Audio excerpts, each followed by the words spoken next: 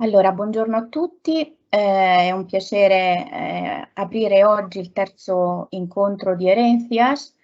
Questo incontro ha il titolo Memoria del Mal, Escritura del Mal, conversación con Pilar Campos, che tenemos aquí. Il collega Simone Trecca, in realtà, che ha illustrato già ampiamente Herencias, mi cede oggi il ruolo di moderatore, per cui lo saluto perché è qui e lo ringrazio.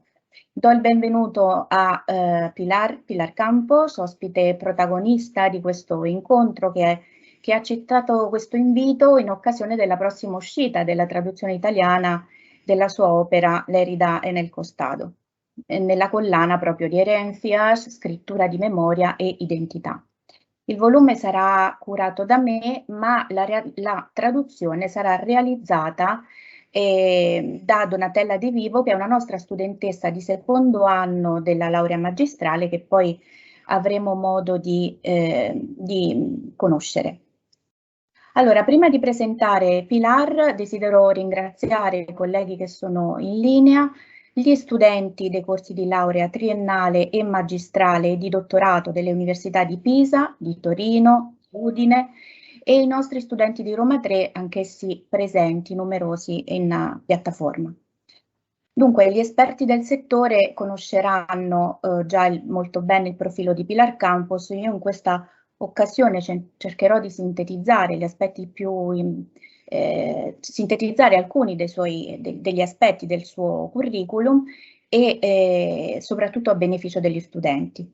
E mi fa piacere ricordare che Pilar ha studiato presso la RESAD, la Reale Escuela Superior de Arte Dramático di Madrid, si è laureata presso la Universidad Rey Juan Carlos in comunicazione audiovisual. L'anno 2001 è un anno importante perché con l'opera teatrale La herida en el costado riceve il premio Marqués de Bradomín.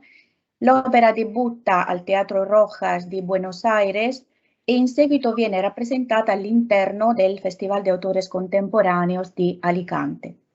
Il testo viene pubblicato nel 2002 in Spagna dalla casa editrice Agnache e poi tradotto nel 2006 in lingua francese.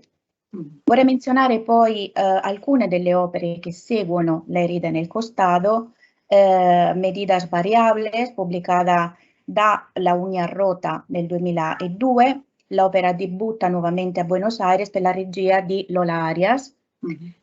Poi Oleo sobre lienzo y Objeto encontrado, che esce in Quadernos escénicos de Casa de América nel 2002. Autorretrato doble, edito ancora dalla Uña Rota nel 2005. Con quest'opera nel 2006 ottiene una borsa di studio dalla Red de Teatros Alternativos e dall'Istituto Nacional de las Artes Escénicas y de la Música e nel 2008 con lo stesso testo partecipa al Festival de Dramaturgia Europea Contemporanea di Chile. Segue Selección Natural, che esce su rivista Signa nel 2007 e mi fa piacere ricordare anche Tengo la impressión de estar en, pubblicata nel 2012 dalla casa editrice Anamnorisis. Pilar ha in realtà un profilo molto eclettico, poiché oltre a essere una drammaturga affermata, è detective privato, è sceneggiatrice televisiva, è docente in laboratori per lo sviluppo della creatività, è anche docente di spagnolo per stranieri. Ecco, tutto questo e molto più è Pilar, la quale saprà raccontarsi molto meglio di quanto l'abbia fatto io. Pues Pilar, yo te doy la bienvenida, estamos encantados de que estés aquí con nosotros. Muchísimas gracias. Muchas gracias, Francesca, y muchas gracias, Simone, por invitarme, y estoy feliz y encantada de estar aquí con todos vosotros. Muchísimas gracias. Bien, Pilar. Yo doy la palabra a mi compañero, en realidad Simone, que dará comienzo a esta charla con sus preguntas. Muy bien. Gracias, Francesca, y gracias sobre todo a Pilar por aceptar nuestra invitación. y formar parte de este proyecto y digamos, del equipo, ¿no? de Herencias, y también aceptar que se publique su obra en edición italiana, por supuesto. Lo cual le agradezco también a Francesca Leonetti porque es quien va a llevar a cabo la edición junto con nuestra querida alumna Donatella De Vivo, que está entre nosotros y que está ya con la traducción, ¿no? Casi hecha, supongo. Ya me lo han entregado, en realidad. Ah, vale. Ya tengo. tenemos primera versión italiana de La herida en el costado, entonces. Muchas gracias, Donatella, de entrada. Muchas gracias a usted. Es un placer. Bueno, la primera pregunta es la pregunta de herencias, digamos, la pregunta que estamos haciendo a todos los invitados, las autoras y los autores, y es ¿qué relación para ti, ¿no?, tiene la escritura teatral, la escritura dramática con la memoria, con el pasado, ¿no? ¿Cómo puede la escritura dramática, digamos, dialogar, ¿no? Ofrecer la oportunidad de que dialoguen el presente con el pasado, de alguna manera. Pues, a ver, yo de entrada creo que el pasado es interesante dentro de la escritura dramática como una constante búsqueda de la verdad del personaje. Y a mí, por ejemplo, una cosa que me interesa mucho dentro del teatro es cuando el pasado es como, dices, ¿qué es el pasado? ¿Qué es? Bueno, en el pasado lo más importante es que ha pasado algo. Y ese ha pasado algo no se ha quedado en un tiempo que empezó y en un tiempo que se cerró, sino es un tiempo que sigue permaneciendo, los personajes, que sigue dejando huella en el presente. Y yo creo que a nivel dramático es importante cuando es un tiempo no cerrado, cuando es un tiempo que entra en conflicto con el presente. Y en un momento determinado, al personaje, ese pasado, como ocurre yo creo que como a mí me parece interesante entenderlo en el teatro y como ocurre en La herida del costado,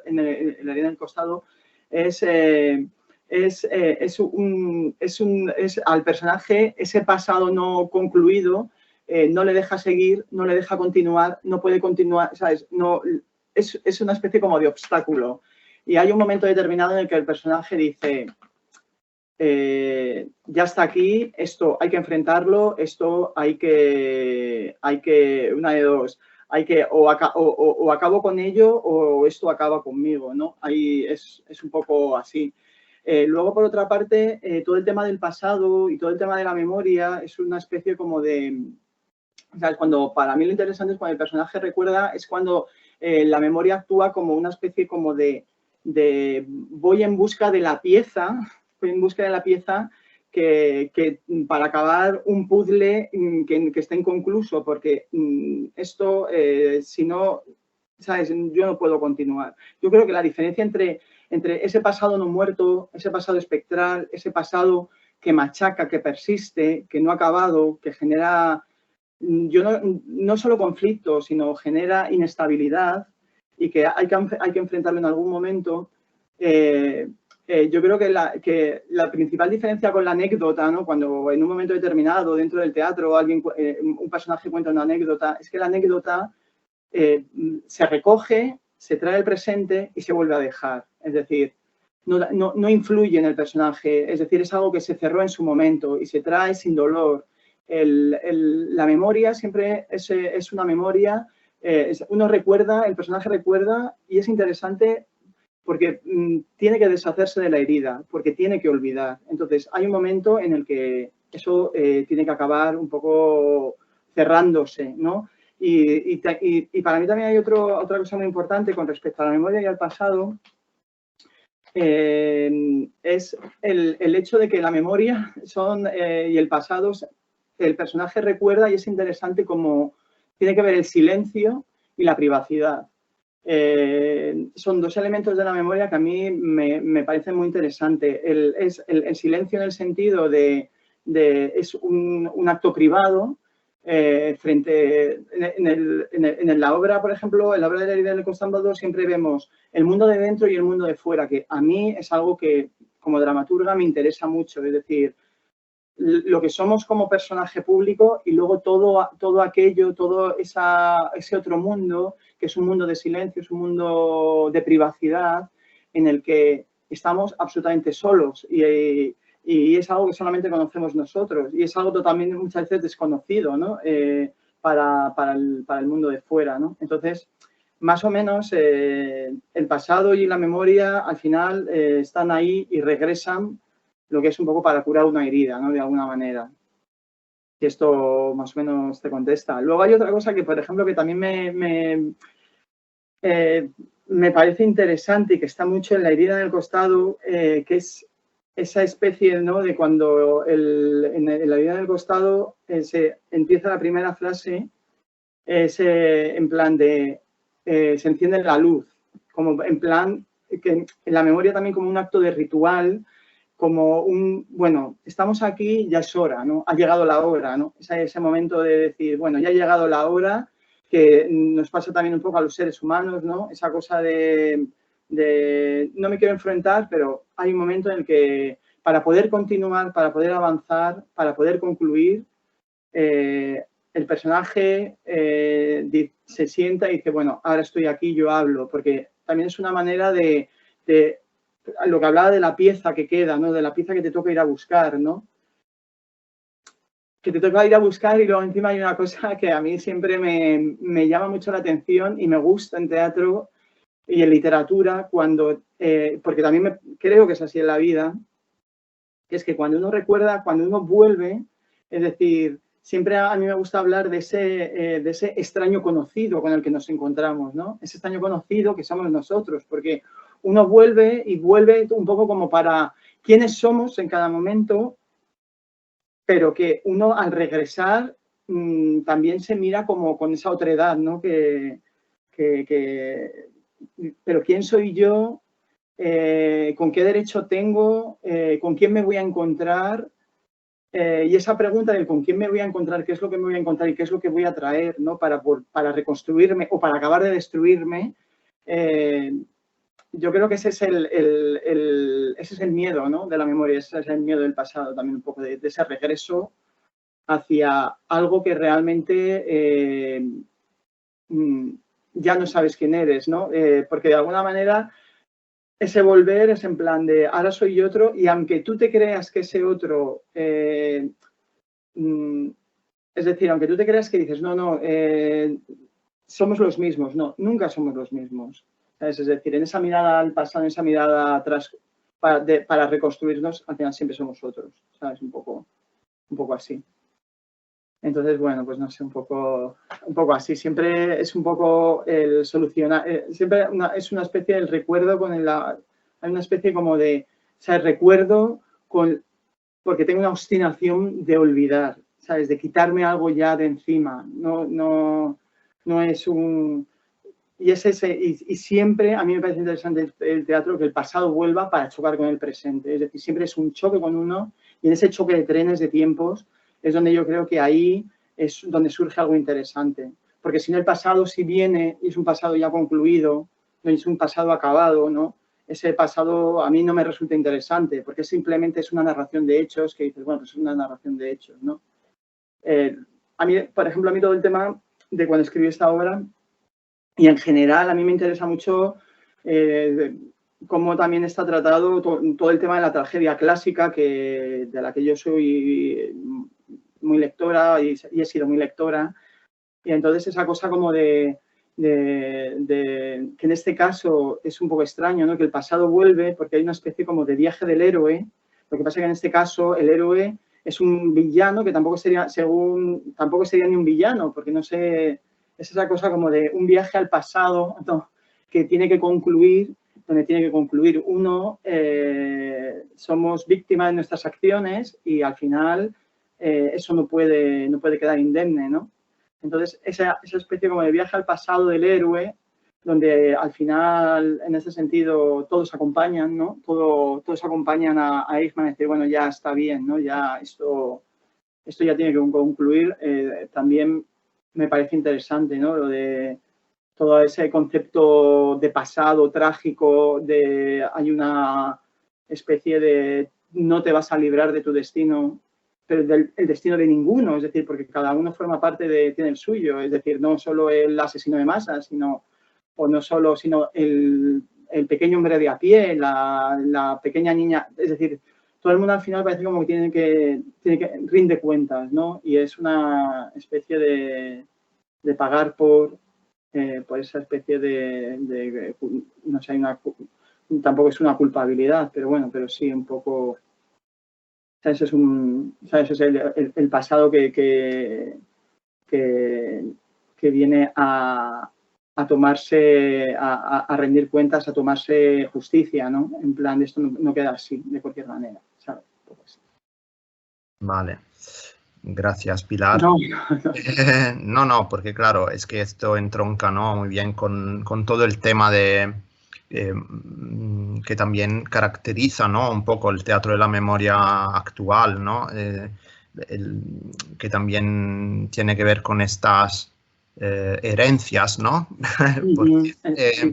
Con algo así como las que se llaman haunting legacies, ¿no? Es decir, los legados obsesionantes, ¿no? Que acechan, ¿no? Y tienes que, bueno, no lo puedes ignorar, ¿no? Y esto es un mecanismo, ¿no? Es una dinámica dramática que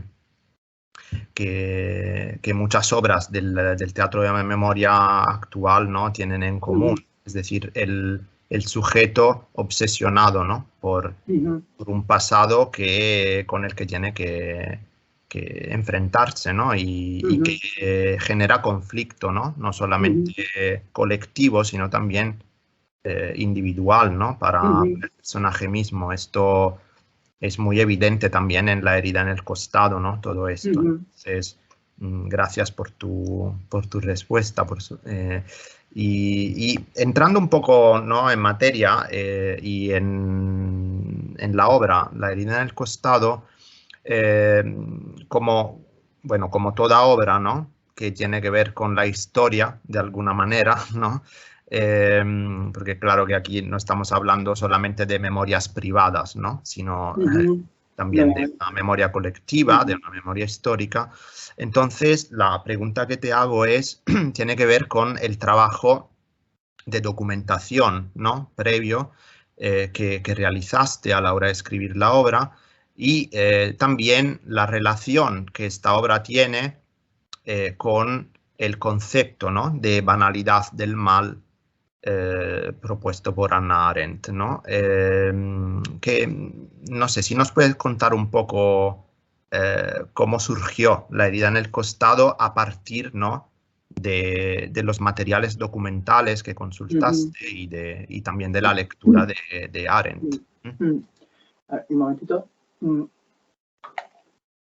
Bueno, lo primero es que yo en su momento cuando iba a enfrentarme al texto, hay dos cosas. Estaba investigando un tema que todavía me sigue pareciendo fascinante, que es el tema de los desaparecidos en Argentina. Entonces, mi gran tema, mi gran búsqueda, realmente estaba por ahí. Los desaparecidos en Argentina, la figura de Videla, que no está tan alejada de la figura de Eichmann, y hay algunos elementos en la figura de un Eichmann inventado, porque no es un Eichmann tal cual, que tiene que ver con todo eso. Entonces, yo de entrada, mi primera opción era escribir sobre el tema de los desaparecidos en Argentina, sobre todo el tema de los desaparecidos en Latinoamérica, con los vuelos de la muerte, y el tema del desaparecido, esa especie por eso hablaba del mal como algo espectral, ¿no? Porque y que tiene mucho que ver con la memoria, el tema del desaparecido, es ese vivo, ese muerto pero vivo, ese vivo pero no muerto, ese no enterrado, algo que no acaba, que tiene que ver un poco con la memoria. Estaba yo bastante metida en ese tema.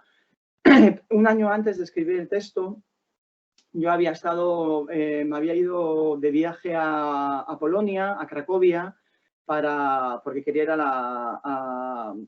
estaba ahí como un poco metida en el mundo de Cantor y que me está interesando. Y de ahí, desde Cracovia, viajé a Oświęcim, que es el pueblo en polaco, de Auschwitz, en alemán, y estuve viendo como todo el tema de todo el Auschwitz, pero sin mucha intención de meterme en temas, ¿sabes? En el tema, pero sí es verdad que igual todo eso me siguió impactando. De ahí es verdad que todo el tema de Cantor y su teatro de la memoria, acabé, pues eso, en plan, es verdad, acabé con Hannah Arendt, leyendo el libro de Hannah Arendt y sobre todo puedo decir que este libro y que Hannah Arendt, lo que más me impactó es, a nivel global, es que es un libro muy valiente, es un libro tremendamente valiente, es una intelectual rigurosa y es algo como que me lo he estado como releyendo un poco diciendo, bueno, voy a sacar a ver qué y dices, joder, qué tía más rigurosa, qué intelectual, este tipo de intelectuales que ya se dan tan poco, que son esta gente como que tan honesta, ¿no? Es un libro muy honesto. Pero de aquí leí la primera descripción de lo que es el personaje de Eichmann, de lo que es ese personaje que al final del libro, de este libro, Hannah Arendt nos dice, lo puedo leer, pero bueno, Hannah Arendt nos dice, no es un Ricardo III, no es un Iago, no es un Macbeth, ¿no? Pero lo más importante es que en esa descripción, que bueno, la podemos leer por si, yo no sé si alguien se la ha leído o no se la ha leído, es un libro absolutamente recomendable porque es un libro que aquí Hannah Arendt ya no es solamente el personaje de Eichmann, sino a partir de un juicio en el que el objetivo de este libro y el objetivo de Hannah Arendt es que se haga justicia, puedo decir que no deja títere con cabeza, ¿sabes? En todo el libro. Es decir, no deja, esa sería como una expresión en España, no deja títere con cabeza. Tanto pone en duda el juicio como hay algo muy, muy interesante y que se escribe muy poco ahora, que es sobre la participación de los dirigentes judíos antes del 41, que Hannah Arendt, que era judía, saca ahí un poco esa herida y lo recomiendo porque es muy clarificador, porque es algo que no se suele hablar. Hannah Arendt habla, en un principio hace una descripción física de Eichmann, que así la voy a leer así un poco brevemente, para que veamos un poco quién era este señor, ¿no? En plan, a nivel, el señor que era el encargado de meter a los judíos en los trenes, de firmar las actas para que acabaran en los campos de exterminio. Y Hannah Arendt nos dice que era un hombre de estatura media, delgado, de mediana edad, algo calvo, con dientes irregulares y corto de vista, que a lo largo del juicio mantuvo la cabeza, torcido el cuello seco y nervudo, orientado hacia el tribunal, ni una sola vez dirigió la mirada al público y se esforzó tenazmente en conservar el dominio de sí mismo, lo cual consiguió casi siempre, pese a que su imposibilidad quedaba alterada por un tic nervioso de los labios adquirido posiblemente mucho antes de que se iniciara el juicio. Esta es la descripción de Eichmann. Es decir, a partir de este libro, y luego hablaré del tema de la banalidad del mal, porque he dicho que este libro no deja títere con cabeza y que es un libro donde hace mucha crítica, porque ahí consiste todo. Es decir, en su método de trabajo consiste luego en lo que ella critica. En plan, cuando habla de la banalidad del mal y la gente dice, bueno, es que más adelante también voy a leer, dice, no, es que la banalidad del mal es que es ese tipo normal, ¿no? Que acaba matando a no sé cuánta gente y tal y cual. Yo creo que aquí Hannah Arendt, a mí lo que me impresionó es eso, como Hannah Arendt está diciendo la falta de reflexión, la falta de juicio crítico, ese es el verdadero mal que nos acecha. Y al final, volviendo trayendo esta obra al presente, realmente no está tan lejos de nada de lo que pueda pasar ahora en Europa, ni nada de lo que nos vayamos a poder encontrar de todo lo que habla Hannah Arendt. La falta de juicio crítico, la falta de pensamiento crítico, al final es lo que lleva o lo que llevó a Eichmann a ser un tipo, que es a mí lo que me puede interesar, ¿no? De ser un tipo de que en el año 32, es decir, que era un vendedor ¿sabes? En el año 32, como en el año 32 el nacionalsocialismo, el partido de Hitler, es decir, empezó a ser en auge, dijo, bueno, pues, oye, pues mira, pues aquí que me apunto, a ver qué pasa. Un tío sin formación militar, le dieron 12 meses de formación militar, que tampoco, cuenta Hannah Arendt, tampoco le interesaba demasiado todo el tema militar.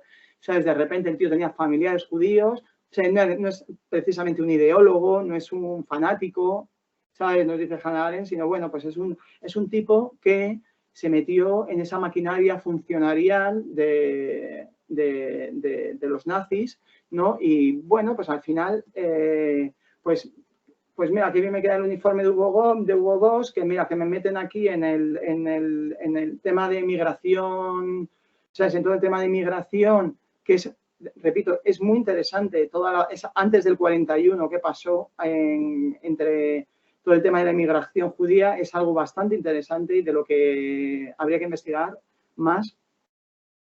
Y al final, pues, es un tipo que es una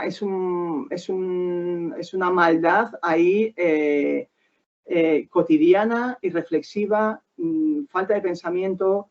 Hannah Arendt dice, lo único que hace es utilizar clichés, es decir, no aporta nada. Un cliché es algo ya formulado. Se pasa la vida repitiendo frases que ya he escuchado en cementerios. Es como si su capacidad de pensar, su capacidad de juicio, de crítica, se hubiera anulado, ¿no? De alguna manera.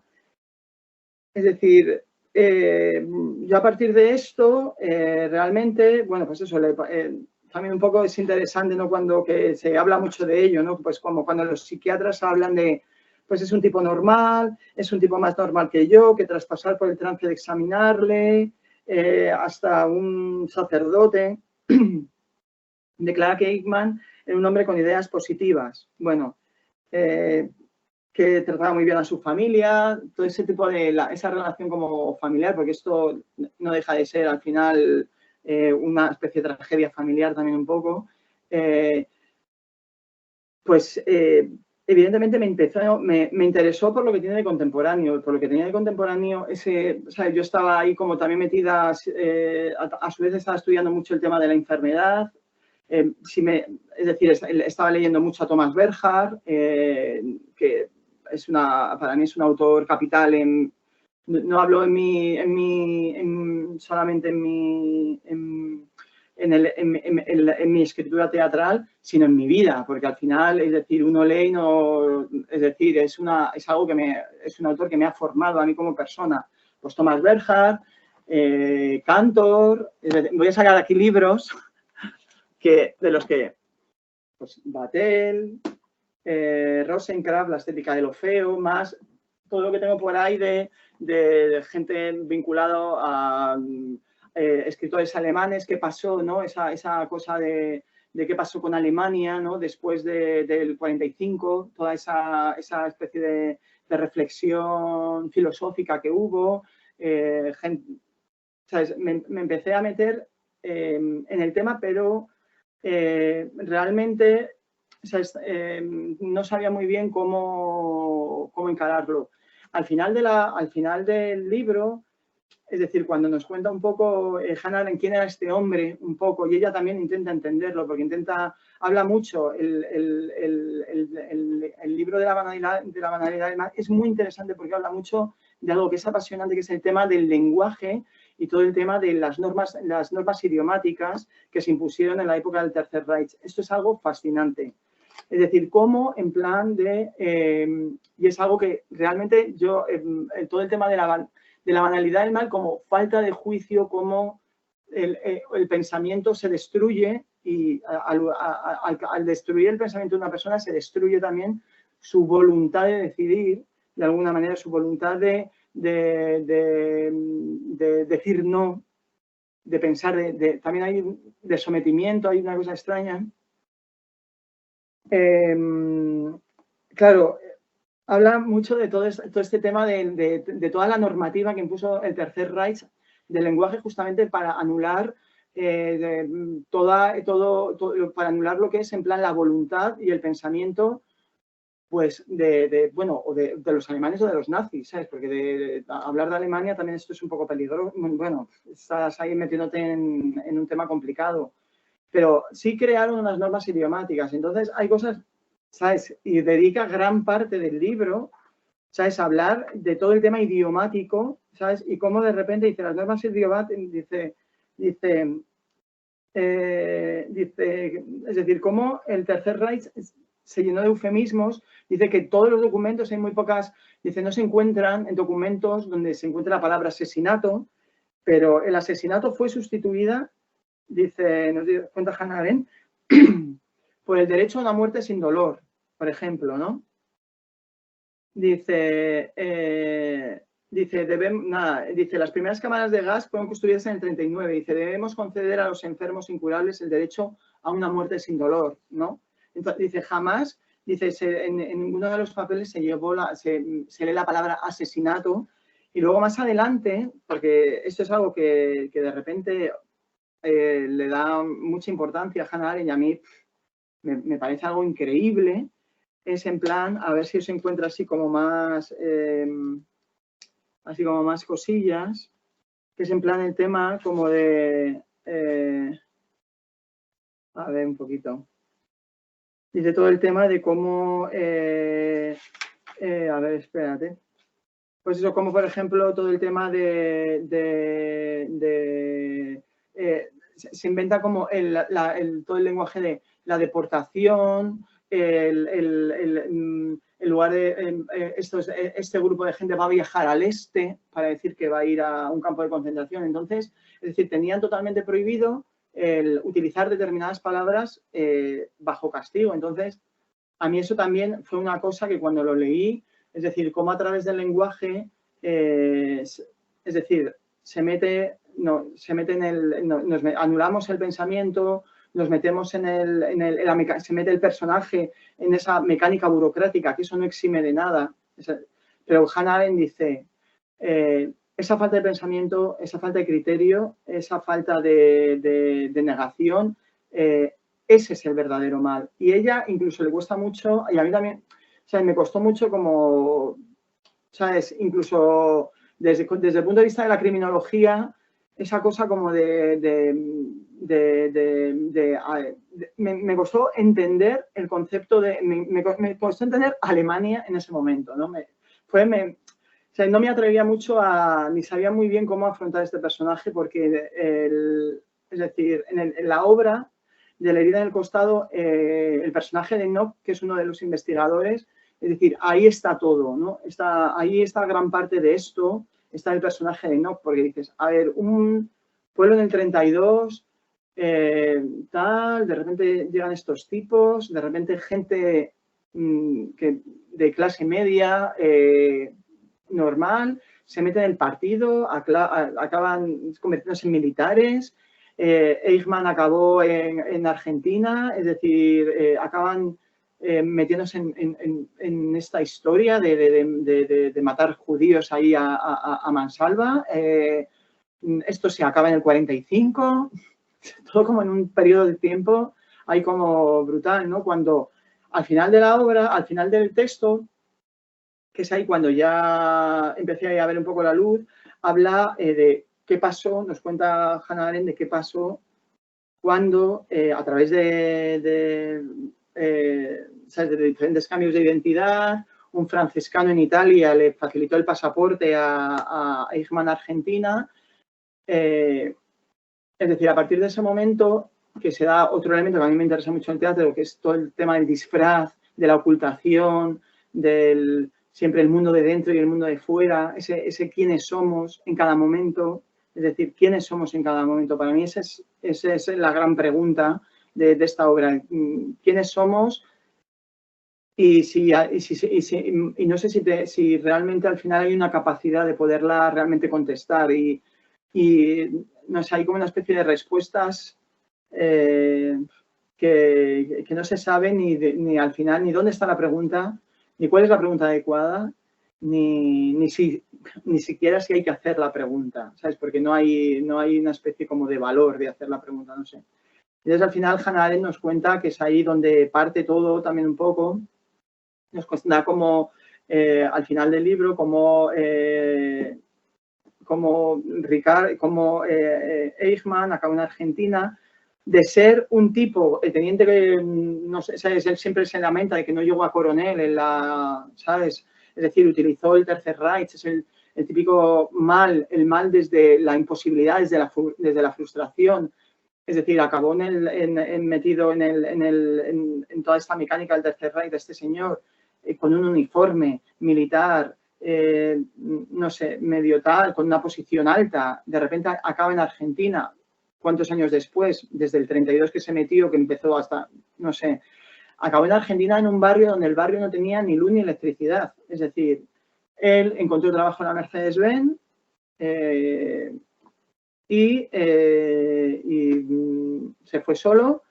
A Hannah Arendt le resulta muy extraño cómo tardaron 9 años en encontrar la identidad de este señor cuando este hombre se ocultaba, ¿no? Pero se reunía con los nazis y dentro del mundo de la gran fuga nazi que hubo a Argentina, pues todo el mundo sabía quién era. Ella cuenta cómo de repente el personaje de Eva no existe. Eichmann jamás tuvo una hija, tuvo 4 hijos. Como en un momento determinado Eichmann escribe a su mujer, a Vera, y le dice, oye, mira, que el tío Ricardo quiere que vengáis aquí. A partir de ahí, pues Vera marcha y comienza la gran carrera. Hay una cosa muy interesante, que bueno, luego cuenta lo del arresto, todo el tema del arresto, que fue bastante complicado el tema del arresto, porque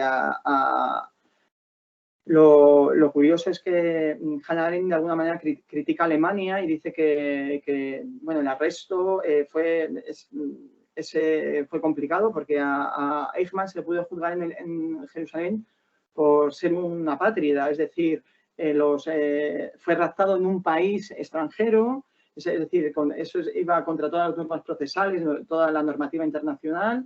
Los argentinos no quisieron reivindicarle de alguna manera, dijeron, bueno, llévatelo, pero ahí Hannah Arendt dice, ¿por qué? Es decir, si era ciudadano alemán, ¿por qué los alemanes no pidieron su extradición? Al no pedir los alemanes su extradición, ella hace mucha crítica a Alemania porque dice, 15 años después, Alemania estaba lleno de nazis que hacían su vida normal pero ya como las circunstancias sociales habían cambiado, sabían como que no iba, no corrían peligro, ¿no? Alemania no corría peligro, ¿no? Entonces, ella de alguna forma critica también el hecho de que no le extraditaran. Pues a partir de ahí, pues al final del libro, pues cuenta el libro y ahí fue cuando de alguna manera enganché, ¿sabes? En la historia y dije, bueno, voy a empezar por aquí.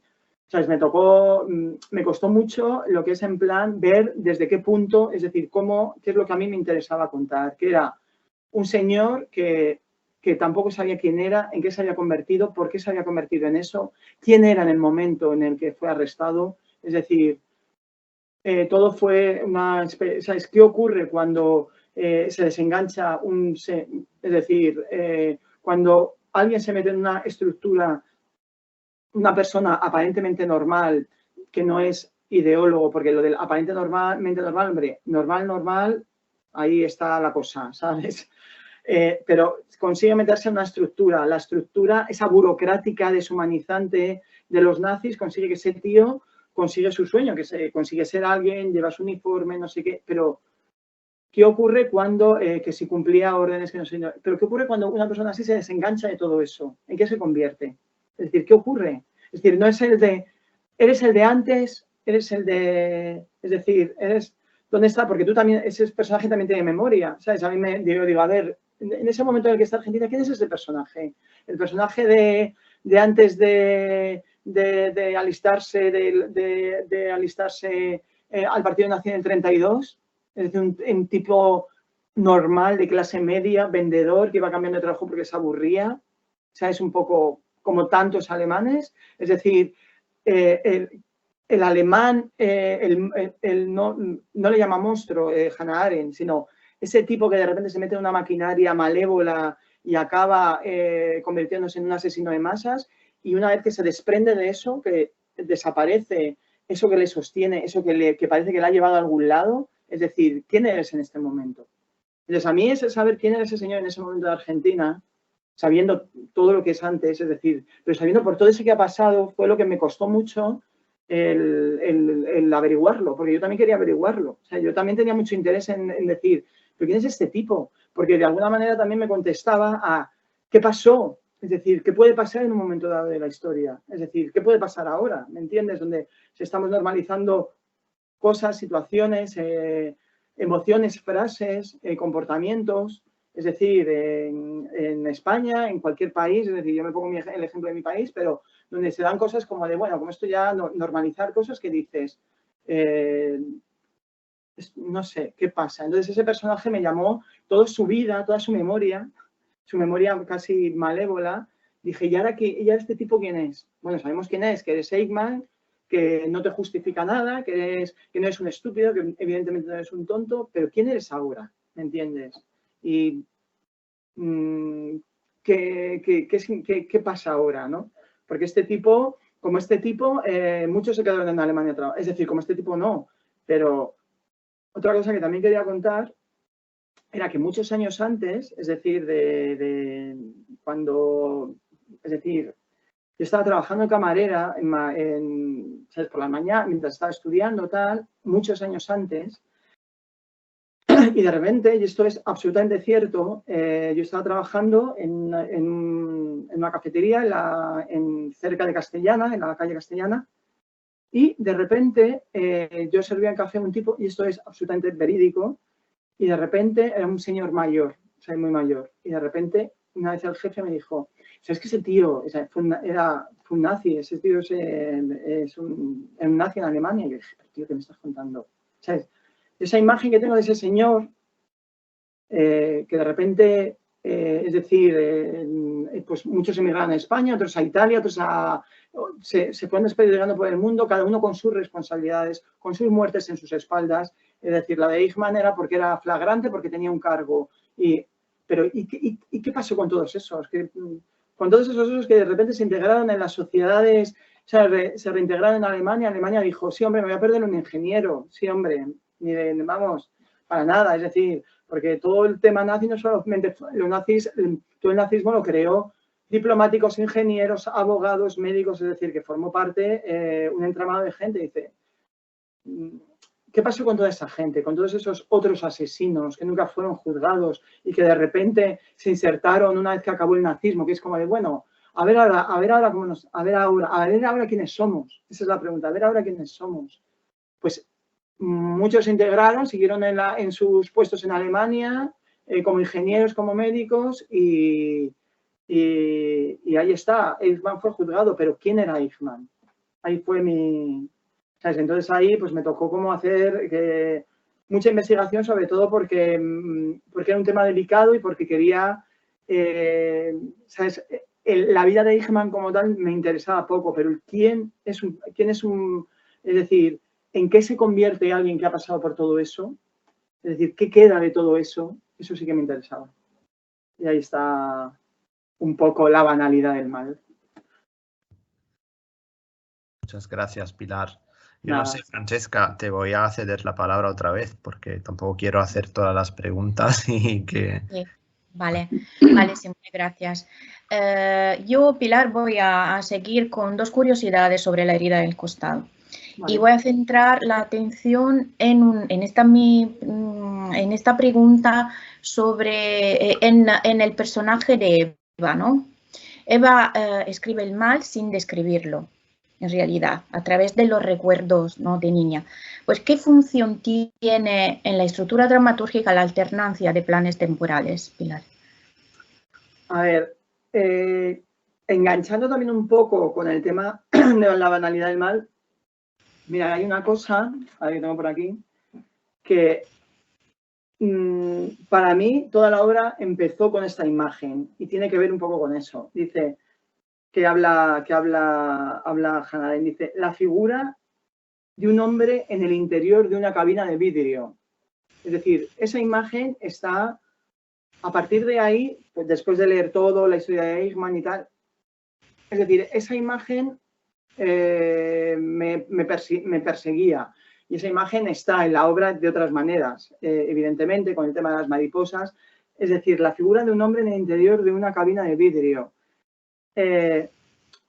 ¿Por qué tiene que ver esto con la estructura? O sea, yo en plan, buscando también en mi memoria de todo el tema de Eichmann, de todo lo que para mí significó, de todo cómo yo encaré todo eso, me encontré con un artículo que escribí, bueno, de una conferencia que tuve que dar en un sitio y de repente estaba ahí la imagen de la figura del hombre en el interior de una... Es decir, a la hora de crear la estructura, estoy hablando, de esa estructura de planos temporales. Y os voy a leer algo que en su momento escribí que creo que está bien para un poco para que aparte de hablar que sí de la memoria, que sí de tal, es un poco como para que veáis dónde estaba mi cabeza a partir de esta figura, porque tú ves la figura de un hombre en el interior de en medio de una sala y es decir, y al final todo el mundo conoce, es decir, que si es un hombre normal, que si no sé qué, que si el tipo que ha sido de Argentina, que si ya no le vemos con el uniforme, está dentro de una cabina, ¿no? Esa imagen como tan potente. Y lo más importante es que es ahí cuando yo encontré la clave, es que es todo el mundo le mira y todo el mundo habla un poco como bueno, llaman a la puerta aquí, y todo el mundo llama... Esto suele pasar. Y todo el mundo, entonces, esa cosa de estar como todo el mundo mirándole como si estuviera en un escaparate, o sea, yo que era como que no sabían cómo afrontar el personaje de Eichmann, porque decía, a ver, ¿sabes? Su vida, yo lo que quiero contar y tal, es decir, ahí me dio como toda la clave, ¿sabes? La imagen esa del escaparate, de todo el mundo mirándolo, y yo os voy a escribir aquí un poco lo que escribí, porque creo que en este sentido puede ser algo esclarecedor. O sea, yo en su momento escribí, digo, La herida del costado es una ficción en torno a la captura del nazi Adolf Eichmann. Lo único que realmente puedo decir es que Adolf Eichmann me tuvo como autora un año secuestrada. No Adolf Eichmann, sino la imagen de Adolf Eichmann. Una imagen que cambiaba de forma dependiendo de los ojos que lo miraban. Como no encontré al verdadero hombre, busqué al personaje. En otras palabras, Eichmann se me hizo ficción entre las manos. Y eso es muy importante, lo que voy a decir ahora, porque está en toda la estructura. Leí que somos en tanto que somos percibidos. Y me di cuenta de que Eichmann tendría sentido como personaje en tanto que fuera percibido por los otros. Me di cuenta que el peso de la obra debía recaer en el resto de los personajes y nunca en él. Para hablar de Eichmann había que inventarse a Eichmann. Tuvo que ponerle en el punto de mira de otros personajes y en el mío propio. Lo único que tenía que hacer era mirarle a todas horas y en cada momento. Bueno, taca, taca, taca, taca. La cosa está en que yo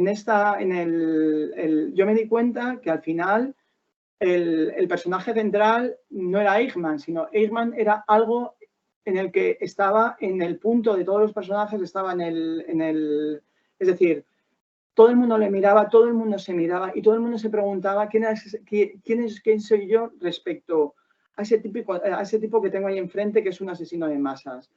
En ese sentido, claro, Eichmann, en esta tragedia familiar, pues para mí es una tragedia familiar donde hay algo muy importante y es con relación, Francesca, al tema del mal.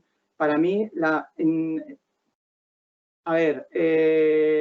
creo que en mucho de lo que he escrito, pero en esta obra claramente, aparte de que la niña es el motor del recuerdo, del pasado frente a Nock y Eitan, a los capturadores que son, es decir, ellos tienen un pasado con Eichmann, pero ellos están en ese presente es decir, que se genera ese choque. Es decir, para mí, una de las grandes estructuras del mal, y en casi todo lo que he escrito y en esta obra, es la familia. Es decir, la familia no como un elemento de protección, sino como realmente un elemento donde se junta gente que no se conoce, donde se junta gente, es decir, es una estructura que no protege, es una estructura de la mentira, donde, es decir, que si y donde es una estructura de auténticos desconocidos que se unen y donde al final genera culpa y abyección. Entonces, ya no es solamente no sé, es siempre como buscar ese otro elemento de, a ver, la casa en la obra no es un elemento de protección. Es decir, las casas que tradicionalmente ay, estoy en mi casa, estoy protegida, tampoco. Es decir, es un elemento totalmente de peligro. Es decir, la casa es un elemento de peligro. Es decir, la mirada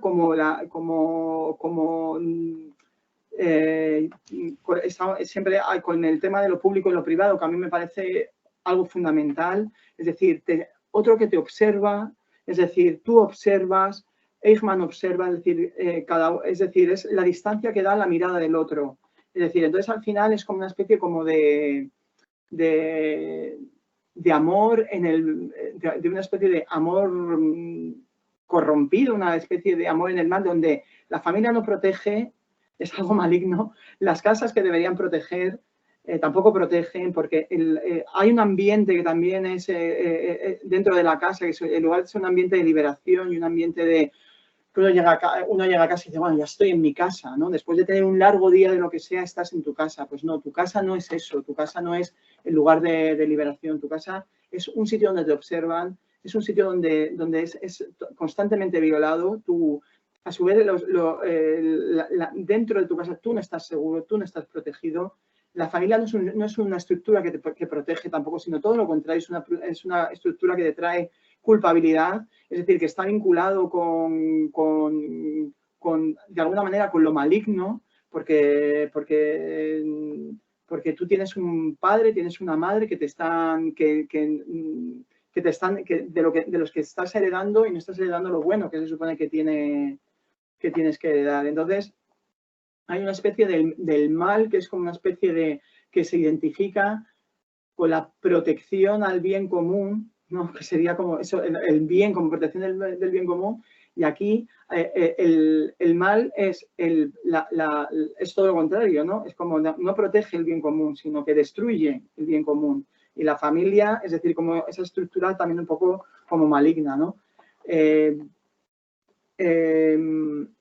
mal, es decir, es un elemento que lesiona, es una acción que lesiona. O sea, eso para mí es algo fundamental. ¿Sabes? No es solamente lo que heredas, ¿no? Como es en el caso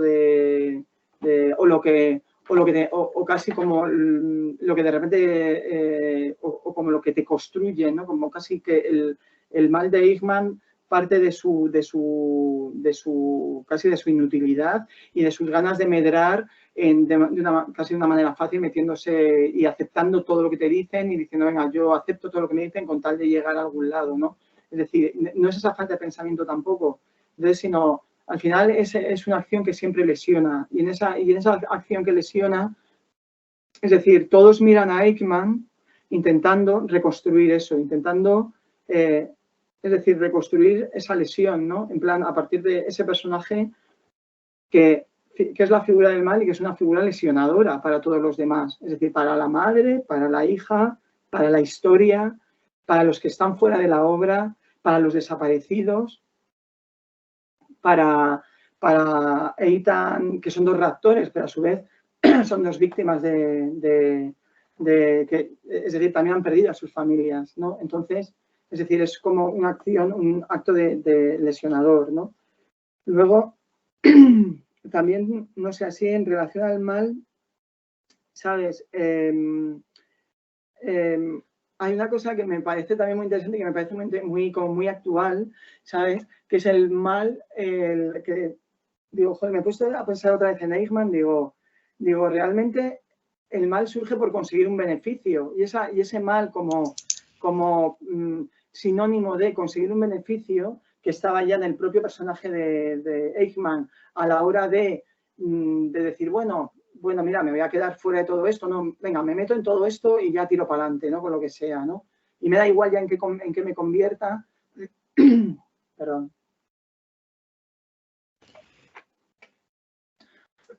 Ese mal como un conseguir un beneficio es algo que me parece muy de ahora también. O sea, es muy de cualquier personaje de ahora, ¿sabes? De me da igual, es decir, me da igual en qué convertirme, me da igual qué es lo que tenga que hacer con tal de conseguir un beneficio. Es decir, esa idea del mal que me parece que está en Eichmann, ¿sabes? Y en ese camino que lleva, ¿no? Un poco hacia la destrucción, hacia el abismo, me parece que es una idea de ese hombre, ¿sabes? Muy contemporánea también del mundo en el que vivimos, ¿no? Hannah Arendt diría, no, hombre, no, cualquiera no puede llegar a ser Eichmann, ¿no? Porque después de esto, todo el mundo tenemos un Eichmann, todo el mundo tenemos un potencial Eichmann dentro. No, yo creo que no, y Hannah Arendt también pensaba que no.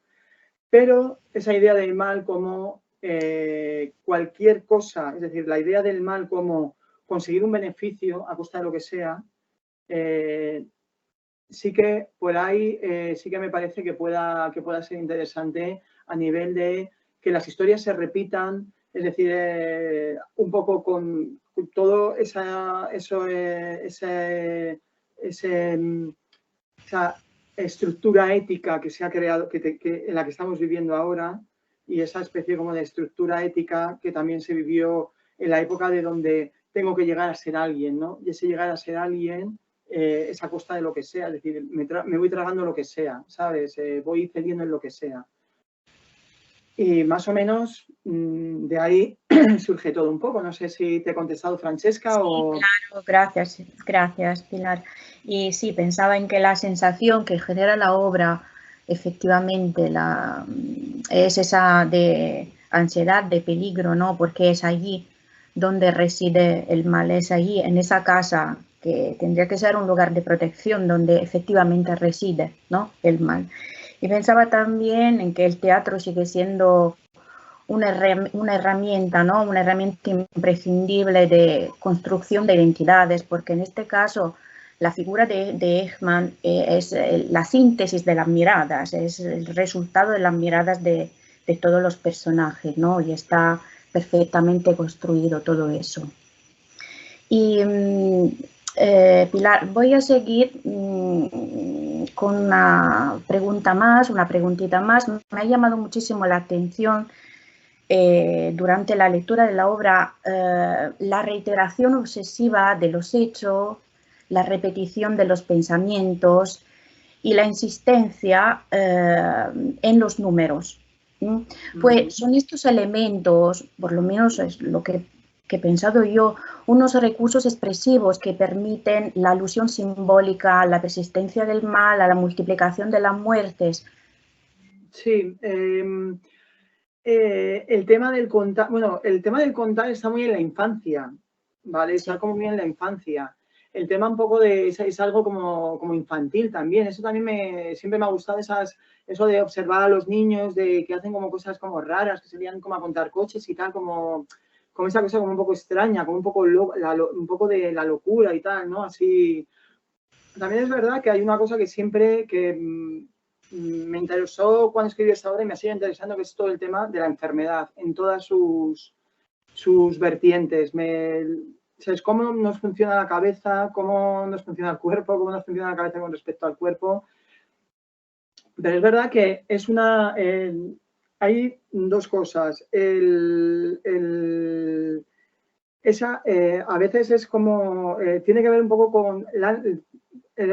con la ansiedad que vive el personaje, con el caos, y esa cosa como de numerar, contar, describir, esto está aquí, para mí es como funciona la cabeza cuando también intentas poner como las cosas en orden. Dentro de cuando estás cuando estás antes de lo de contar hasta 10, famoso, ¿no? A ver, antes de estallar, cuando estoy en un momento de caos mental, de repente cuento hasta 10, que es en plan lo que me está creando el orden, ¿no?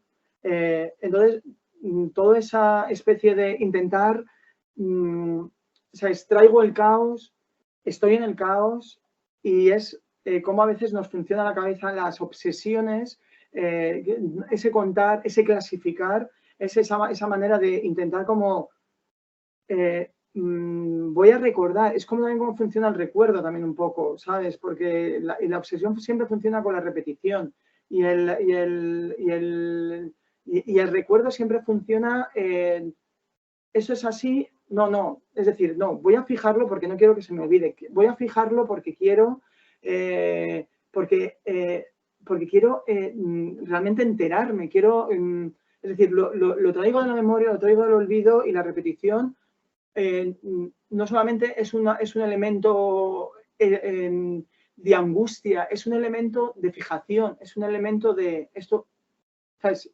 Yo siempre es como de cómo funciona la memoria de la angustia, cómo funciona la memoria que va del caos al orden, de intentar ordenarlo todo, de intentar cómo clasificarlo todo. Luego hay otra cosa que así como que me he apuntado yo así, ¿sabes? Que para mí también ha sido muy importante y ahora voy a hablar para mí de una figura básica, y que marca también el tema que para mí siempre ha sido muy importante, es el tema de la respiración en el teatro, ¿sabes? Y en la escritura. ¿Sabes? Yo escribo un texto que se llama Medidas Variables, que toda la estructura tiene que ver con el tema de esa angustia el tiempo lo da la respiración, ¿no? De la respiración, también un poco como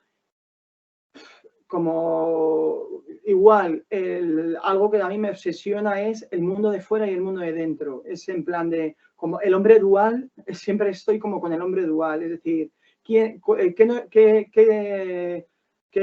mostramos, qué escondemos nosotros, es decir, el personaje como personaje público y luego como el personaje privado, el ruido y el silencio, las formas públicas frente al caos privado. Entonces, es decir, ese mostrar esa dualidad de lo que se ve fuera, ese personaje público que miran desde la otra ventana, que es lo que nos está mostrando, nos está mostrando los espías del Mossad. Hace esto, hace lo otro, hace más allá, es decir, esa mirada del otro, que es un poco como intentar ordenar esa mirada pública frente a el caos interno. Es decir, se tiene que notar en el lenguaje, se tiene que notar, es como de, es otra vida, somos otra persona cuando pensamos, somos otra persona cuando no estamos en lo público, somos otra persona cuando estamos en lo privado, es decir, lo público, es decir, quiénes somos en lo público, qué es lo que los demás nos ven, cómo los demás nos perciben, ¿no? Pero luego está la gran pregunta, ¿cuándo ese yo privado, es decir, de todo eso realmente qué queda dentro de nosotros? Es decir, cómo nosotros nos construimos por dentro. Ahí cuando en lo que nadie ve, y en ese sentido, claro, el personaje angustioso, el personaje oracular un poco de Eva, de la niña, que dice, bueno, ya está, ya ha llegado el momento y me toca recordar. Es decir, hay que meterse se enciende la luz ya, y esto ya empieza. Es decir, en el fondo todo el mundo sabe, es decir, todos los que saben ahí, la niña, sobre todo la niña sabe que ya está, es decir, no estamos aquí para terminar ya con esto. Es decir, esto ya va a acabar, ¿no? Entonces, es esa cosa necesito construir mi memoria, construir mi identidad para destruirla. Y luego ya veremos. Es decir, construyo el yo para destruirlo, ¿no? Entonces, en esa construcción del yo, es decir, en esa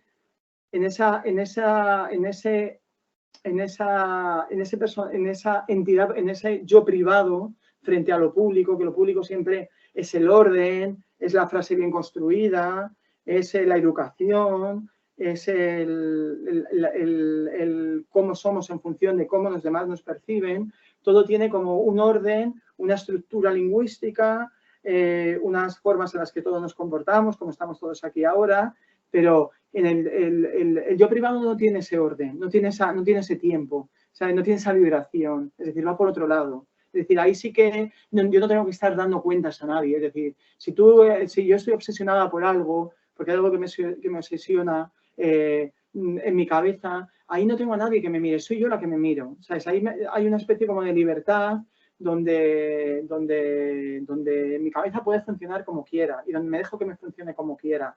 Y entonces, para intentar ponerla en orden. No tengo que seguir unas estructuras públicas, establecidas, ¿sabes?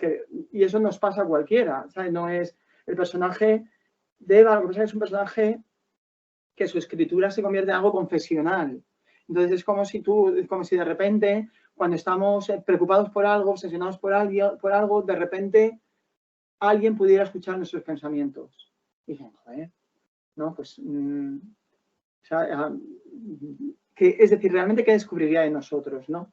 Pues esa cosa como confesional, esa escritura confesional que a mí me parece tan importante en teatro, porque hace que el personaje no esté en lo público, ¿sabes? Sino está en lo privado. Y entonces, en esa cosa como de lo privado, en lo íntimo, que es como yo te abro la puerta y bueno, te lo cuento, es decir, eso ahí se convierte, ¿sabes?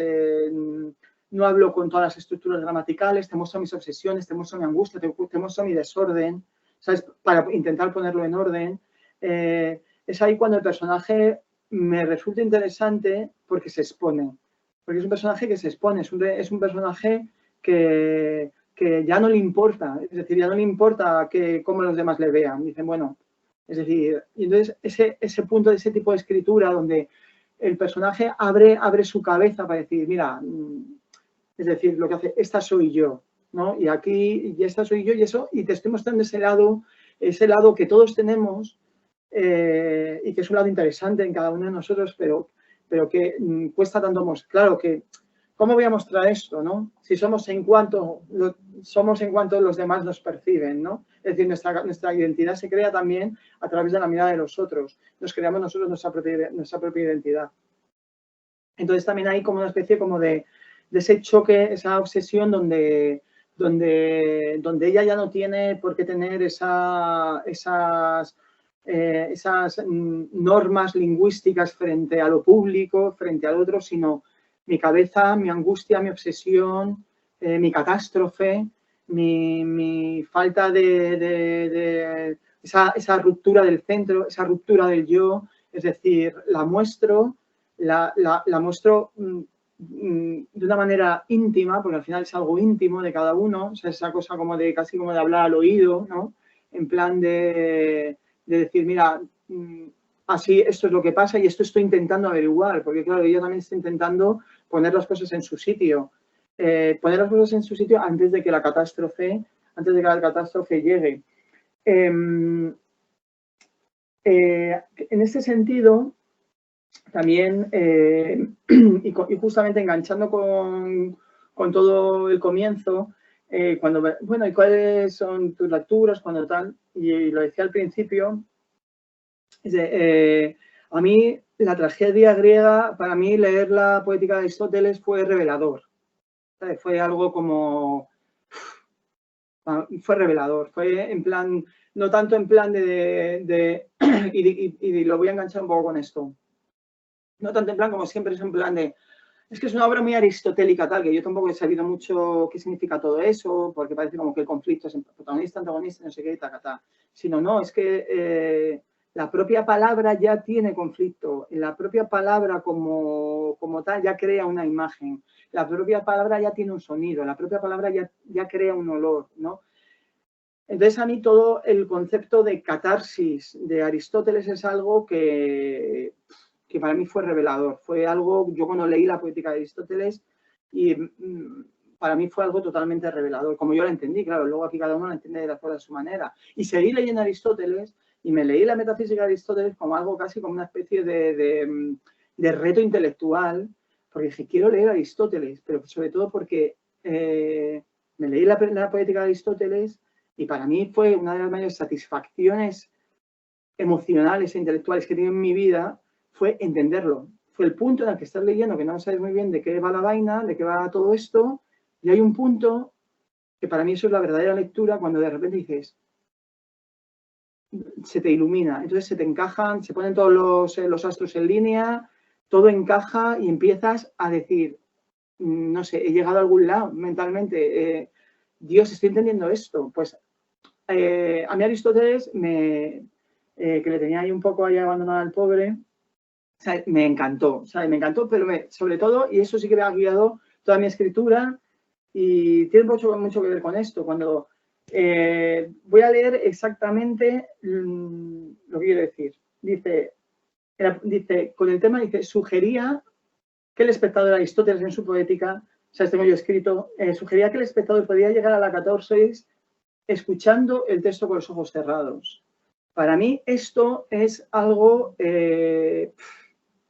increíble, ¿no? Catarsis como liberación, como transformación, que tiene mucho que ver en la obra, como liberación, es decir, como llegar a un punto en el que el personaje enciende la luz, es como empieza el ritual, y empieza el ritual donde el viaje del héroe, el viaje del villano, el viaje del hombre sin atributos, ¿sabes? Comienza esa apertura, ese estado emocional, empieza el tema de la catarsis. Y uno puede llegar, es decir, simplemente con la palabra, ¿no? Que es un poco cómo inicia el personaje de Eva y cómo engancha, ¿no? Pero más tarde también Aristóteles dice, la palabra no solo significa, sino que también contiene forma. Esto tiene que ver con todo el tema de la repetición, con todo el tema del contar, con todo el tema de la angustia. Es decir, la palabra no es solamente un acto de información, no, sino que crea forma. Eso me parece algo increíble. Dice, una palabra puede crear clima, un olor, un espacio, una época, una atmósfera, una imagen. Y más adelante también, así de apuntes que me he tomado, digo, también dejó escrito Aristóteles, la fuerza de la tragedia es lo que para mí, sobre todo esto es una tragedia familiar, es en plan de, dice, la fuerza de la tragedia existe también sin representación y sin actores, e insiste, también sin movimiento produce su efecto, pues solo con leerla se puede ver su calidad. Es decir, en este sentido a mí siempre me ha importado mucho, siempre me ha interesado mucho cómo la palabra crea forma, cómo la palabra crea sonido, cómo hay una palabra de fuera, cómo hay una palabra de dentro. Es decir, y ese choque del mundo de fuera y del mundo de dentro, ese choque de la palabra de fuera y la palabra de dentro, ese choque de palabras, ese choque de tensiones, es a mí lo que siempre, al final, es un poco lo que al espectador, por mucho que tú le cuentes, es decir, hay ese tipo de tensiones que va creando la palabra, que va creando el texto a través de ese choque de palabras, de tensiones que va creando la palabra. Es a mí un poco lo que siempre me ha parecido interesante, fundamental y de lo que yo sigo investigando, ¿sabes? Aunque nadie me publique ni nadie me monte, no pasa nada. Yo sigo con esta investigación. Y eso es un poco más o menos, así. Sí, Pilar, gracias. Sí, lo he entendido bien. Pues la repetición, esa insistencia en los números son modalidades, son recursos para la construcción ordenada del yo, ¿no? O sea, que se reconstruye de manera un poquito ordenada, ¿no? Para lo público. Bueno, es decir, es simplemente es decir, todo el tema de la repetición es un recurso, es lo que te digo, muy utilizado en teatro, no es. Otra cosa es todo lo utilizado, como si cada uno cómo lo utiliza según su experiencia y según su visión de las cosas, ¿no? Sí. Entonces, la repetición en teatro es decir, al final es una obsesión, porque es decir, cualquier repetición es algo obsesivo, ¿sabes? Pero la repetición también es una anulación de la propia acción, ¿sabes? O también puede ser la repetición puede ser todo lo contrario, es decir, es remarcar una acción de una manera un poco irreal, ¿no? Entonces, sí, es decir, o sea, yo para mí al final tiene que ver como con un estado emocional, como con un estado de pensamiento, con un estado de conciencia en el que el personaje entra y al final hay algo que tú tienes, es decir, al final es un poco también fijarnos en uno, ¿no? Como uno no está igual y puede ser muy obvio cuando está bien que cuando está mal. No, no está igual. No piensa igual, no habla igual. Es decir, le cuesta mucho más y de repente tiene que hablar con alguien que no conoce nada, expresarse de una manera determinada y sus pensamientos van de otra manera. Entonces, al final, aquí los personajes, básicamente y de manera un poco vulgar, es que no están bien, ¿sabes? El personaje, al final, es que es así de básico. Es un personaje que entra, es decir, que entra a la memoria, no está bien. Y lo que quiere es en plan de... Y su pensamiento está en ese no estar bien, ¿sabes? E intentar aclarar las cosas y poner las cosas en orden. No sé si esto te ha... Sí, no, muchísimas gracias. Gracias por tu respuesta. Has contestado de manera tan generosa, ¿no? Y tan clara, ¿no? Sobre la génesis, sobre la construcción, ¿no? De tu obra. Yo, si te parece bien, abriría el debate que dice Simone. Claro, sí, genial. A ver si preguntas, curiosidades. Bueno, este es el momento. Veo que aparece Donatella. Y Donatella es la traductora de La herida en el costado, pues te la presento. Donatella, encantada. Buenos días. Buenos días, Donatella. Y muchas gracias por darme la oportunidad de traducir su obra. Gracias a ti, lo primero, claro, y por encima de todo. Y bueno, lo primero que me había llamado la atención en el texto de La herida en el costado era justo la predilección por el uso de espacios cerrados y domésticos, pero como usted acaba de aclarar muy bien, perfectamente este aspecto, le voy a hacer otra pregunta. Y otro aspecto que me ha llamado la atención es la figura de las mariposas, que son otras protagonistas de la obra. Por lo que concierne el claro simbolismo que se esconde detrás de las mariposas, que representan a los miles de personas encarceladas y asesinadas, ¿a qué se debe la elección de esos animales en particular? Pues la verdad es que es un poco lo que he comentado antes. Es decir, no supe cómo afrontar al Eichmann real, al Eichmann que me daban los datos. Sinceramente, ni supe, no sé si era porque no me interesaba tampoco mucho, y tuve que recrear todo lo que es inventarme el personaje de Eichmann. Esto conlleva a que no deje de ser un personaje histórico y digo, bueno, es un personaje histórico, un personaje polémico y dije, bueno, te estás inventando a un tipo, a un nazi, y le estás creando aficiones que realmente él no tenía, porque eso es algo totalmente de mi invención, que tiene un poco que ver con la imagen tal cual de la figura en el hombre en el interior de una cabina de vidrio. Es decir, también de repente intentando construir ese personaje, cuando estuve en el que sí, o sea, yo voy mucho a museos así en general porque me gusta del teatro todo lo que no tiene que ver con el teatro, es decir, es lo que más me interesa, es decir, la pintura, me gusta mucho cómo escriben los pintores, soy muy fan de cómo escriben los pintores, es todo lo que no tiene que ver con el teatro es como que me interesa mucho, esto que se entienda bien, pero entonces de repente, pues dentro de que estaba en museos, de repente estuve en el Museo de Ciencias Naturales en Madrid, dentro de qué tal, que ya me tocó ir para de una obra que tuve que escribir, un texto que tuve que escribir, que estuve en Arcos sobre el tema de una morsa, pues igual me fui al Museo de Ciencias Naturales a ver qué, en plan rollo actor estudio, un poco a ver qué pasaba, ¿no? Qué me pasaba ahí dentro. Pues estaba ahí como un poco tal y de repente vi la imagen de una mariposa, que es algo tan delicado, es algo tan clavado en un corcho.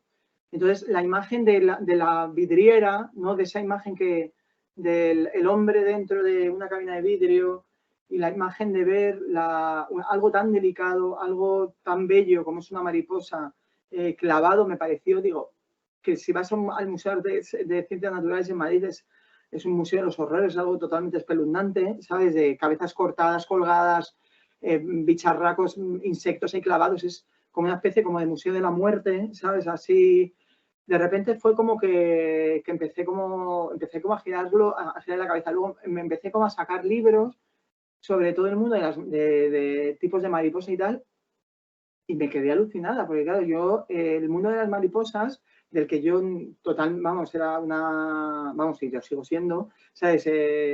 Me puse a leer tipos de mariposas y bueno, puse la atalanta, la monarca, pero es que las mariposas que las ves ahí, como los insectos, como que bajo nuestro punto, bajo la mirada del no entendido, pues parece que simplemente sirven como para decorar la naturaleza. Claro, me di cuenta que detrás de cada mariposa había como un mundo. Entonces, de repente sí que me parecía interesante como, igual, como dentro de esta búsqueda que yo tenía de quién era este personaje ahora, ¿sabes? O sea, si del que sí, que realmente fue esa metáfora un poco, es una metáfora de cómo se puede destruir lo bello, ¿no? De alguna manera, ¿no? Y cómo puedes disfrutar contemplando la muerte de esa manera, ¿no? Y que eso te parezca bello. Entonces, eso me parecía que estaba en esa búsqueda de quién era ese hombre ahora con respecto a lo que era antes, con respecto a ese tiempo interrumpido del 32 al 45, donde Alemania se volvió loca y en medio Europa y el mundo se volvió loco, ¿sabes? Ahí. ¿Y quién era ese señor ahora? Entonces, me pareció algo como bonito y algo como horrible, pero bonito, pero a su vez se mezclaba un poco cierta sensibilidad con una cierta sensibilidad llevada al horror, ¿no? Que tenía mucho que ver también esto un poco con todo el mundo este de la relación, ¿sabes? ¿Sabes? De todo lo que lees en plan de la relación de los dictadores con el arte y con el tal, ¿no? Que es en plan de que parece como que se puede llevar a 6 millones de judíos a los campos crematorios y ser en algún lado de tu... o qué tipo de sensibilidad tienes, o tienes algún tipo de sensibilidad, no tienes ninguna. Es decir, cuando la propia Hannah Arendt dice, bueno, es que este tío no era un monstruo a modo de Ricardo III, a modo de Iago, a modo de Macbeth, es decir, no era un tío con...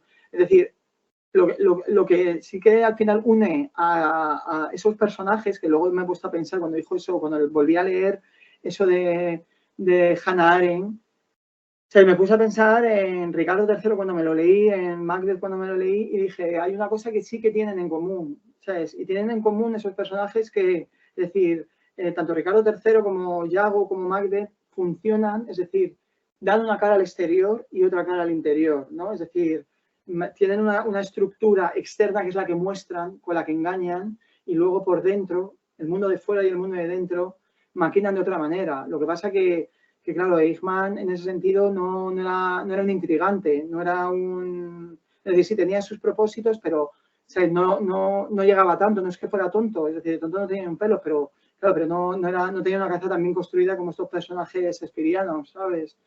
Entonces, en ese sentido, sí, me pareció un poco mezclar, es decir, hasta qué punto, por qué, es decir, llevar al límite la sensibilidad del personaje y a su vez cómo esa sensibilidad también la destruye, ¿sabes? Era un poco como decir, ¿por qué no? ¿No? ¿Por qué no? ¿Por qué un asesino en serie no puede ponerse delante de un cuadro de Velázquez y admirarlo, ¿no? Sin dejar de ser lo otro, ¿no? Entonces, ese tipo y compartirlo con tu hija, porque al final,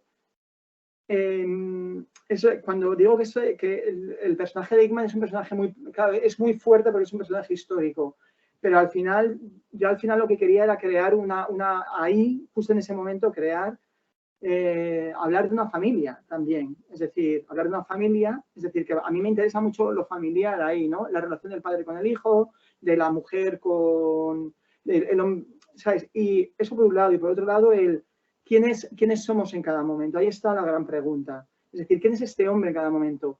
¿Sabes? Que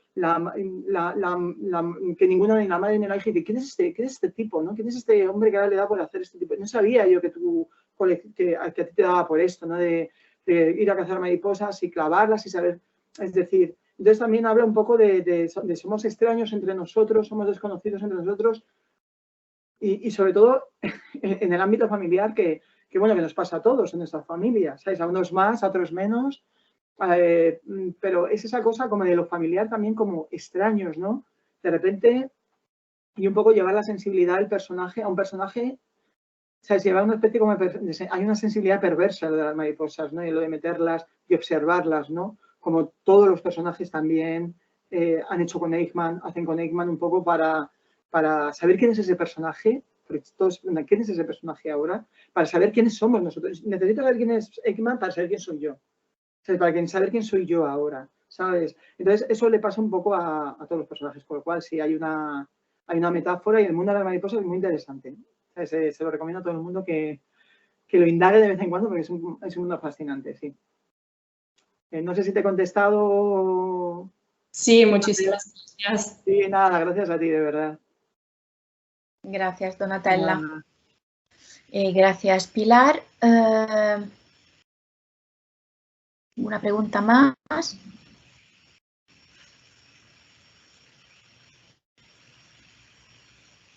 Es un momento un poco difícil, Pilar. No, no, bueno, eso es algo absolutamente normal, no pasa nada. El silencio también el silencio dramático es muy teatral, está muy bien, ¿sabes?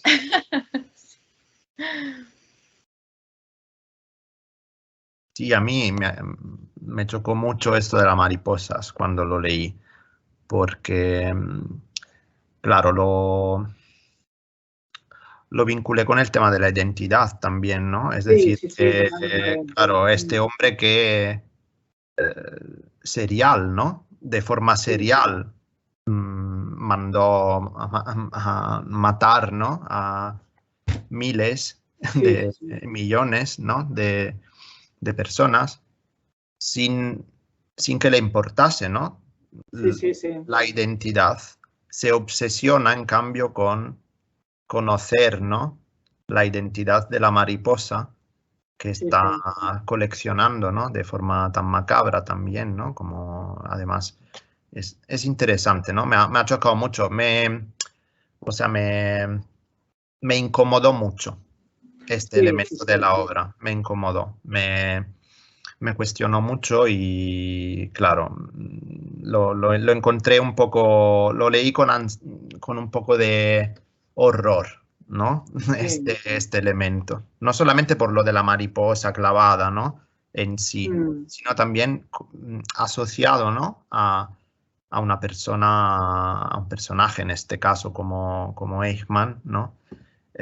Y con este tema, ¿no? De la... o sea, la mayor acusación, ¿no? que se le puede hacer a un hombre así es, bueno, a ti no te ha interesado nada de las identidades, de las millones de personas que acabaron en los hornos, ¿no?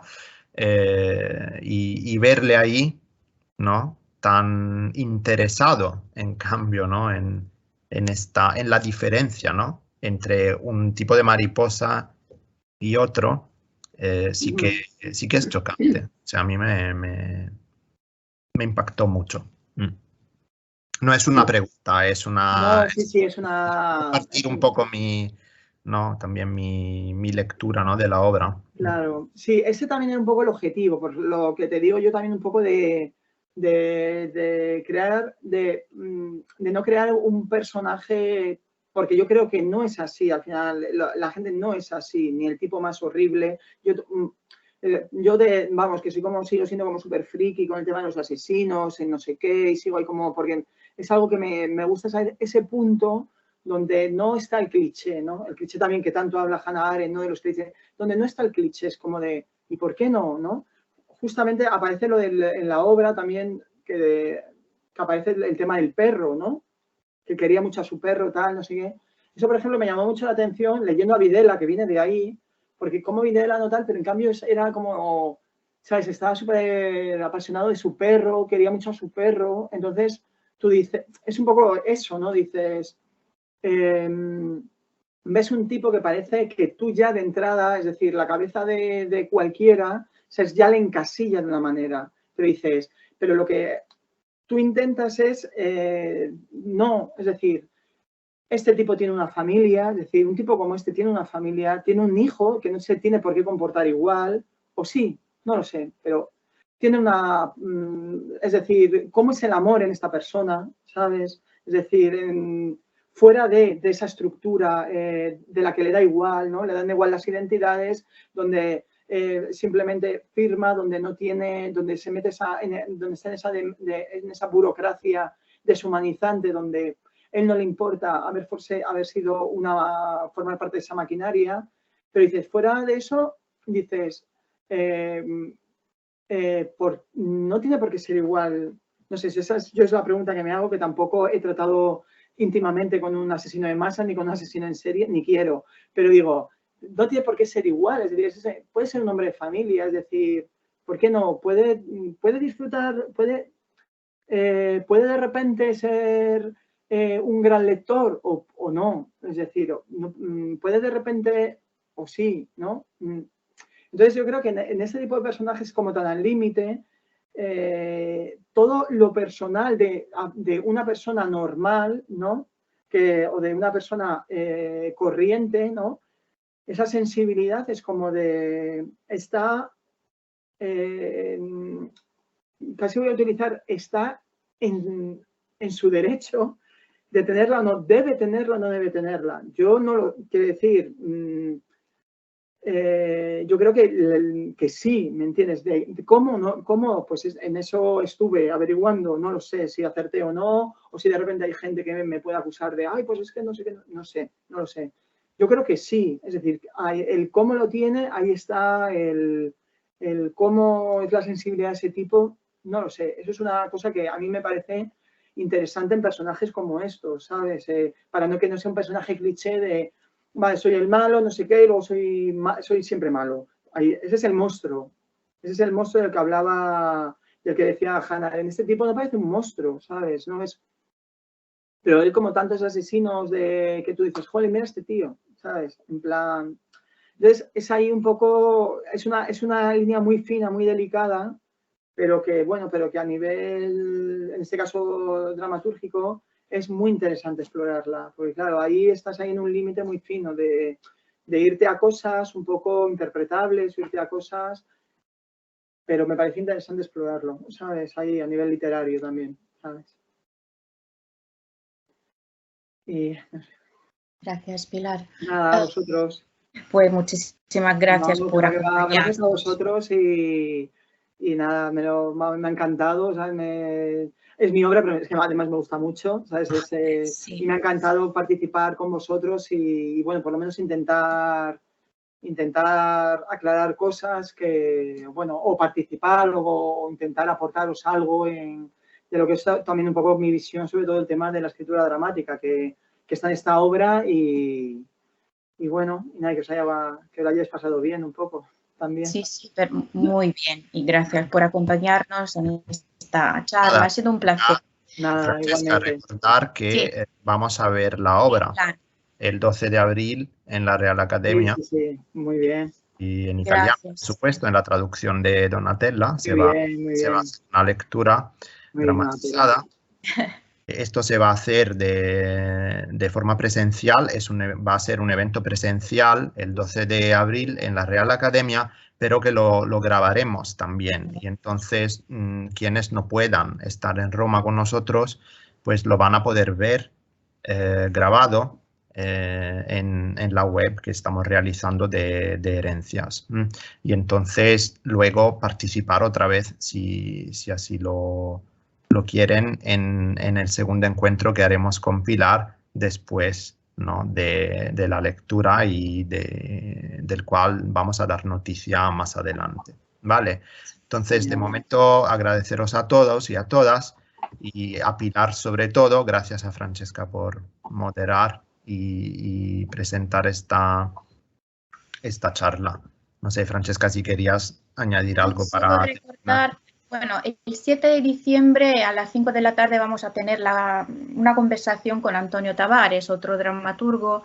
El encuentro tendrá el título de Escritura biográfica y ficción al servicio de la memoria.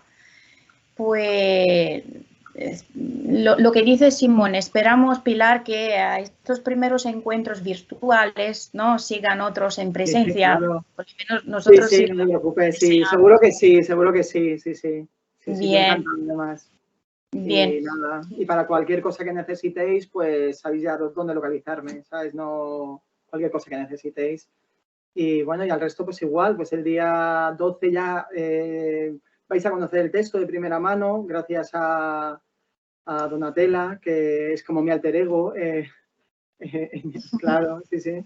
Entonces, ahí, bueno, pues es un texto que es un texto controvertido, es decir, tiene sus... Es un texto que está al límite de cosas y bueno, y que puede generar discusión. Eso sí que lo puedo... Eso sí que creo que sí. Es decir, que si hay una buena lectura, sí, es un texto complicado, sí, en ciertos aspectos. O sea, yo también lo confieso, ¿sabes?